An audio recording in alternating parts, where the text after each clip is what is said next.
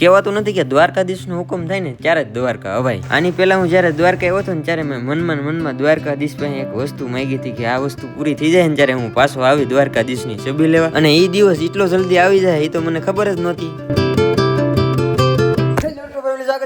કેમ છો તમે બધા? મજામાં છો તો અમુક કમેન્ટ કરીને કઈ વ્લોગ સ્ટાર્ટ કરતા હોય તમે ઝટકા કેમ મારો? પણ આ છે ને પહેલેથી આદત પડી ગઈ છે મારી. અને ભાઈ આજ છે ને આપણે જવાનું છે દ્વારકાધીશના દર્શન કરવા, કેમ કે મારે એક માનતા હતી ઘણા ટાઈમથી જવાનું હતું પણ ટાઈમ નથી રહ્યો, એટલે આજ ફાઇનલી જઈએ છીએ અમે દ્વારકા. આ ભાઈ આવે ઠેલાને એવું લઈ લીધું છે અને કપડાં મારી દુકાનના પહેરી લીધા છે ભાઈ. મારી દુકાનના છે ખબર નહીં બહુ આ સોરો પ્રમોશન કર્યો ભાઈ. પ્રમોશન તો કરવું પડે ને. નાથી લીધા હતા ના ખરેખર બહુ મસ્ત આમ આખા બતાવી દેજો કેવો મસ્ત લાગે. વાહ ભાઈ આ ભાઈ થઈ ગયા છે રેડી. તમારે આવવાનું દ્વારકા? તમારે નથી આવવાનું, તમારે અહીંયા રહેવાનું છે. મારા તરફથી નમન કરજો, મારી આશા પૂરી કરી દ્વારકાધીશે. અંજર થાય ત્યારે જાશું. બાકી જાજાથી બધી જય શ્રી કૃષ્ણ. ઓલા ભરતભાઈ શું કહે કે મારી વાલી હતી તારે વાર છે જવાની. હું વાલી તને પૈસા લઈ જઈ પછી રેડી. હજી વાર છે. થાય ને પછી હાલો વાહન જ કેર છે એ કે પછી ક્યાંય જવાનું દે. તો હાલો ભાઈ અમે ને રામભાઈ યાર મોડું કરાવી દીધું છે આજ. પેલા છે ને સવારનો નાસ્તો કરી લઈએ ભાઈ. નાસ્તો આ ભાઈ હતી મારી દુકાનનું ટી-શર્ટ પહેરીને આવી ગયા તો પરેશભાઈ નો હે કે પરેશ ભારતીનો પ્લીઝ મારો જીગર જાન કલેજો છે મારા માટે એ બધી કુરબાન કરી દે. વાહ ભાઈ કે ટી-શર્ટ નવું છોડાયું ને લાઈફસ્ટાઈલ ફેશન નું, એટલે આજ બધા ટી-શર્ટ માં વાહ હજી છે ને નરેશભાઈ આગળ રસ્તે ઊભા છે તો ભાઈ અત્યારે છે ને વેલા નીકળી જાય એટલે. કેમ ભાઈ નિયમની વિરોધ આવ્યા તમે શર્ટ પહેરીને? મોટી બાઈનો શર્ટ પહેરીને આવવું પડે ને. નરેશભાઈ કે એની ભાષામાં અમારું રથ નીકળી ગયું છે દ્વારકા બાજુ, તો હવે ક્યારે પૂગ્યાનું નક્કી નહીં, કેમ કે અમારું કઈ નક્કી હોય નહીં અમે ક્યાં ઉભા રહી જઈએ. તો જાય છે ભાઈ ધીમે ધીમે. હવે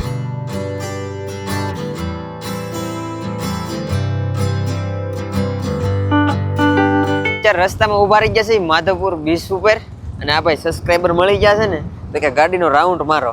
અત્યારે ટ્રાફિક ને એવું તો છે નહીં, તો એક રાઉન્ડ મારીએ. ટ્રાફિક હોય તો આપણેથી હાલે નહીં, પણ અત્યારે છે ને એક આટો મારીએ. ગેર બેર કઈ આવે નહીં ને આમાં. વાગો નગર ચડાવી દે માથે. ઓય આગો રે ગાડી નથી પાવતી મને. હાલો બાય.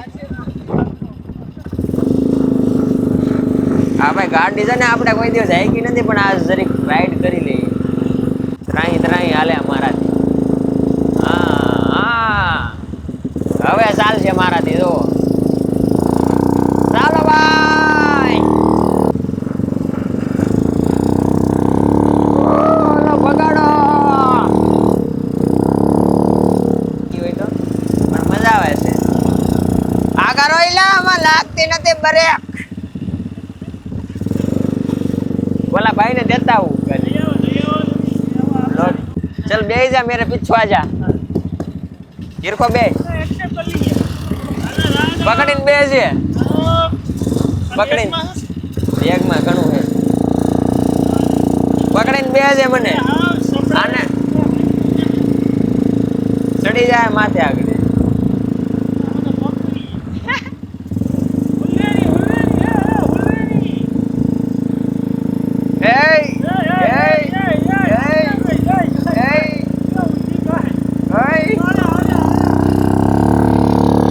કેમ તારા ભાઈને ફાવી ગઈ ને ગાડી?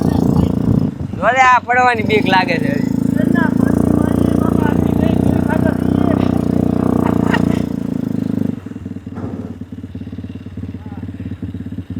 संभाल के चलाना ठीक है ना? हाँ ठीक है भैया, आप बोलेंगे ऐसे करेंगे. ભાઈ એને ઘણી વાર બેઠા ને હવે પાછા નીકળી ગયા છીએ.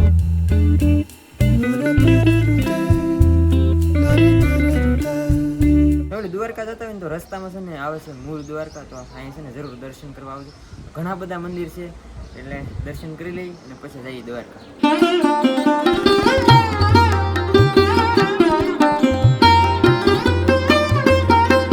દર્શન કરી લીધા ફેમિલી ને હવે પાછા જઈએ દ્વારકા સાઈડ. શું કહેવા માંગો છો તમે? તો મળવા આવ્યા હતા?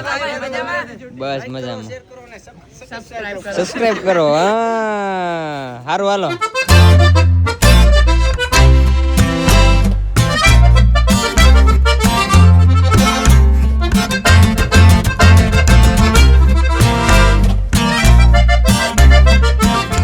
દ્વારકા પૂકી જાય ને અત્યારે છે ને અમે આવી ગયા છીએ ભડકેશ્વર મહાદેવ દર્શન કરવા, કેમ કે છે ને અત્યારે અમારે થઈ ગયું છે લેટ. મંદિર છે ને 5 વાગ્યા પછી ખુલશે, તો દ્વારકા જાય છે ત્યારે દર્શન થાય.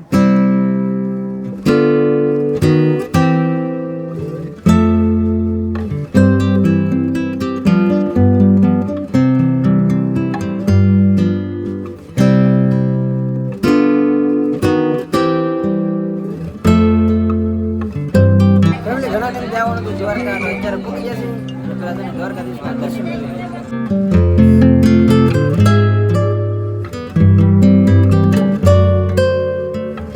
જય દ્વારકાધીશ. તો ફેમિલી મસ્ત શાંતિથી દ્વારકાધીશના દર્શન થઈ ગયા. અને આને ગોમતીમાં ફગવી ગયો. ટાઈમ કાઢીને આવ્યા છે અમારા મિત્ર. હા તમારે હવે ક્યારે આવવાનું છે અમારી સાઈડ? હે જરૂર. હજી એક વાર આવ્યા નથી. કાંઈ વાંધો નહીં, ગમે ત્યારે ફોન કરજો. હવે આપણે થોડી ખરીદી કરવાની છે.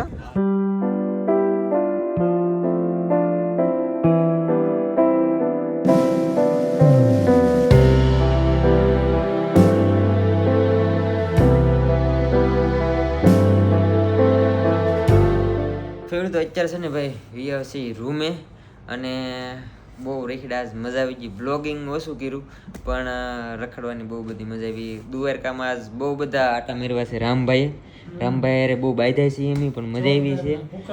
ભૂકા કાઢી નાખ્યા છે ને આ ભાઈ જો અહીંયા આરામ કરે છે. અને બ્લોગર છે પણ આજ એડિટ નથી કરવાનું. પછી આ ભાઈ કેમ હોઈ ગયા છે યાર? હો ખોટા ભાઈ. જય સોમનાથ. જય સોમનાથ. જય દ્વારકાધીશ. જય દ્વારકાધીશ. તો બધા આવી ગયા છે રૂમે. અને ભાઈ હું જ્યારે દ્વારકા આવ્યો હતો ને ત્યારે કીધું હતું, તો આજ વખતે ટાઈમ રો ને આજ આવી ગયા છે.